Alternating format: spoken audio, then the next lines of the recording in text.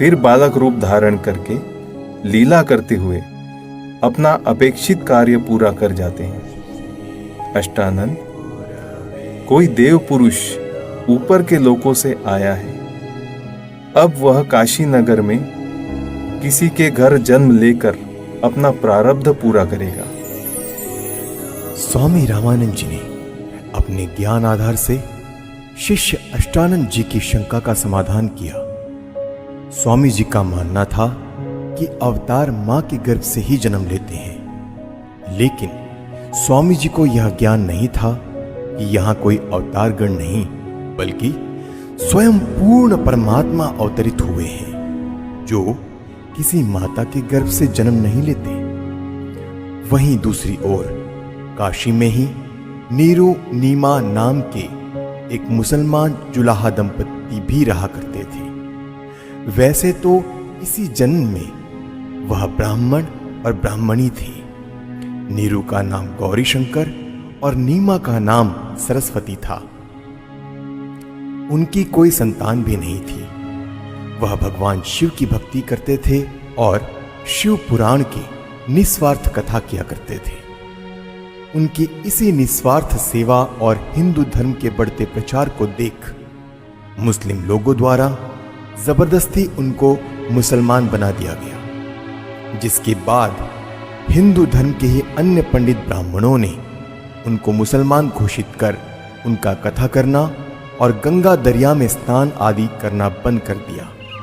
जिसके बाद नीरू और नीमा रोजाना लहर तारा तालाब पर स्नान करने जाने लगे।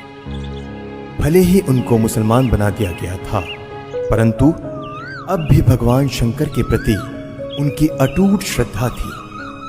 प्रतिदिन की तरह ब्रह्म मुहूर्त में आज भी नीरू और नीमा लहर तारा तालाब पर स्नान करने जा रहे थे। संतान ना होने के कारण नीमा अपने भगवान शिव शंकर जी से रोते रोते हृदय से प्रार्थना करते हुए जा रही थी।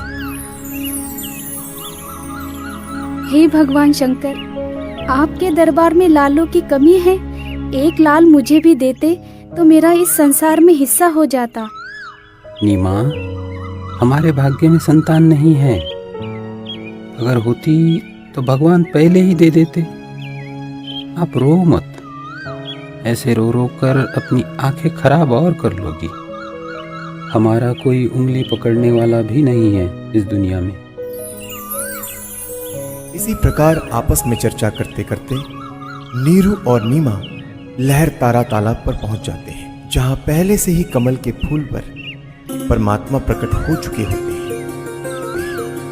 प्रथम नीमा स्नान करके तालाब से बाहर आती है, फिर बाद में नीरू स्नान करने के लिए तालाब में प्रवेश करता है। जब नीरू स्नान कर रहा होता है, तब नीमा पहले वाले वस्त्र धोने के लिए पुनः किनारे पर आती है और उसे सामने कमल के फूल पर कुछ हिलता नजर आता है, जिसे देख नीमा सोचती है कि कोई सर्प फन हिला रहा है।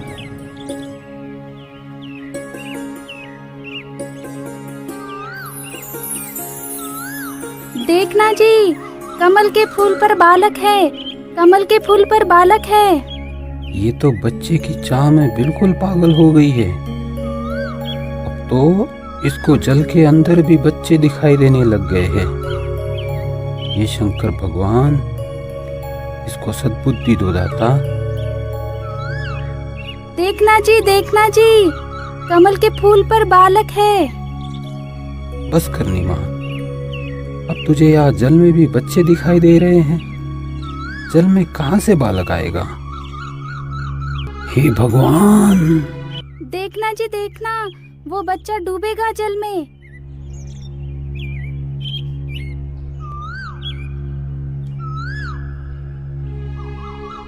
यह बालक पता नहीं किसका है।